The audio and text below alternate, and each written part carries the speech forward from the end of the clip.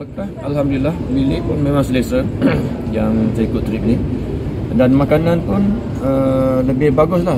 Bukan bermaksud kita datang buat umrah ni nak enjoy makan, tidak. Tapi kita nakkan keselesaan dari segi makanan yang mana kita boleh rasa bersemangat untuk tenaga lah kan. Bukan kata nak menyambut selera. Cuma yang Madinah tu ada sikit kurang perhati hari 1,5 hari yang pertama, lepas tu dah okey. Okey, saya ambil yang di Madinah dahululah. Alhamdulillah memang tempat tu tempat yang strategik. Sebenarnya ada hotel-hotel lain pun dekat juga, tapi kita cerita hotel yang Tripfest uruskan ni ada salah satu hotel yang dekat dan selesa, dan kita rasa senanglah dan teruja untuk pergi beribadat lah. Dan sekali lagi saya nak pergi dari sini bukan kata nak pergi Mekah ke Madinah tu nak kapet tebal, nak tempat aircon yang sejuk-sejuk, tidak macam tu. Tapi kita nak pakai tenaga dan untuk persediaan untuk kita beribadat, dan saya rasa puas hati insya-Allah. Dan yang di Mekah juga ada satu tambahan kelainan sikit yang saya tidak jangka di peringkat awal atau peringkat perancangan ya. Hanya setelah saya sampai di Mekah baru saya tahu, dan saya dapati hotel tu selain daripada selesa dan makanan yang bagus, ada masjid rupanya. Mula saya ingatkan masjid itu adalah satu masjid yang bersaingan, tetapi apabila dia beritahu masjid itu adalah sambungan kepada Masjidil Haram, saya rasa itu adalah satu added value lah. Bukan bermakna kita tak mau berpanas, tak mau berjalan. Mungkin orang kata lagi jalan keluar tenaga, lagi jauh, lagi banyak pahala dapat kan.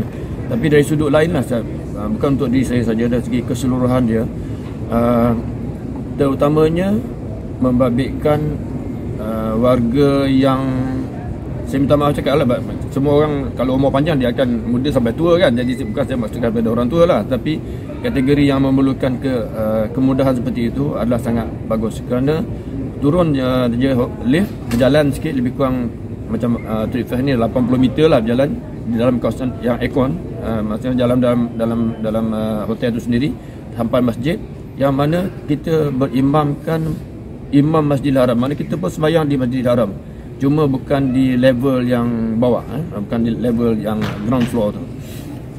Lagi satu, kadang-kadang kita ada sedikit kesusahan masa. Jadi walaupun tengah azan tu kita sedang bersiap, kita masih boleh sampai dan dapat takbir bersama imam lah. Bukanlah sama imam, maksudnya tidak ketinggalan lah, berjemaah. Itulah satu kelebihan yang saya dapati kat situ lah. Tentang Mutawif,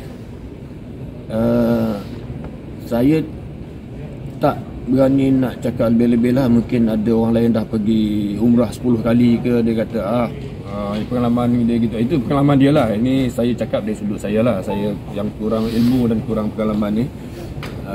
Saya sangat berpuas hati dengan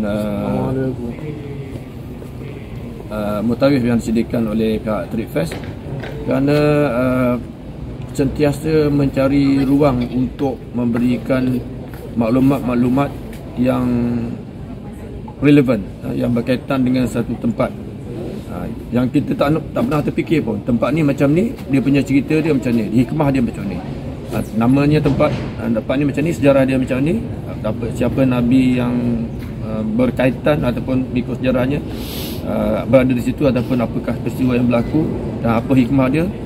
Dan kadang-kadang setengah tu Mutawif merujuk pada ayat Quran, dalam Quran ayat begini-begini yang menceritakan Nabi ini dekat sini, peristiwa dia begini-begini. Jadi kita memang sangat rasa berfaedah lah.